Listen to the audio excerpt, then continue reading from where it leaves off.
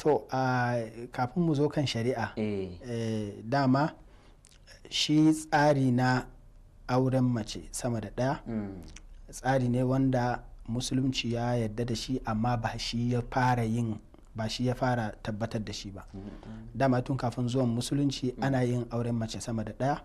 Wannan dalilin ne yasa lokacin da manzan Allah sallallahu alaihi wasallama ya zo ya samu cewa mutane wato larabawa cikin jahiliya suna yin auren mata ba adadi ba iyaka. To da musulunci ya zo sai ya kayyade iya adadin, amma ba shi ya kawo shi ba. Sai Allah maɗaukin sarki ya tsaya akan kada a wuce guda 4. Shi kuma annabi sallallahu alaihi wasallama da ya auri mata guda 11 ya zaune a lokaci ɗaya da guda 9. Sai Allah ya ce masa la yahillu lakan nisa'u min ba'd, daga nan ba zai ƙara ba. Sai aka tsaye da shi, sai zama shi yayi 9 a lokaci guda, yayi 11 in ka hada gaba daya.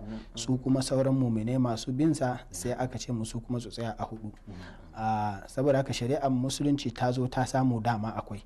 In baka manta baya akwai hadisin nan na mutumin da yake da gailan, wanda yake da mata guda 5. Annabi sallallahu ya ce mishi ya saki guda 1 domin su dawo guda 4, wanda yana dama akwai.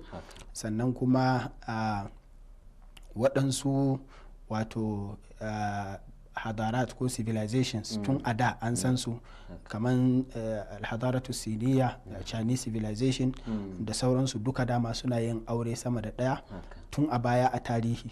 Sannan kuma addinai waɗanda ba musulunci ba su ma suna da shi, kamar addinin yahudanci da addinin kiristanci, duka kamar yadda zaka gani a cikin bible a old testament da kuma new testament, wanda yake nuna cewa su ma sun zo da abin da yake nuna cewa annabawa a baya. Kamar a cikin bible akwai magana kan annabi Dawud, akwai magana kan annabi Ibrahim, akwai magana kan annabi Suleiman, kamar da kuma ya dace da abin da musulunci ma ya koyar cewa annabi Suleiman ya yi mata 100 da sauransu.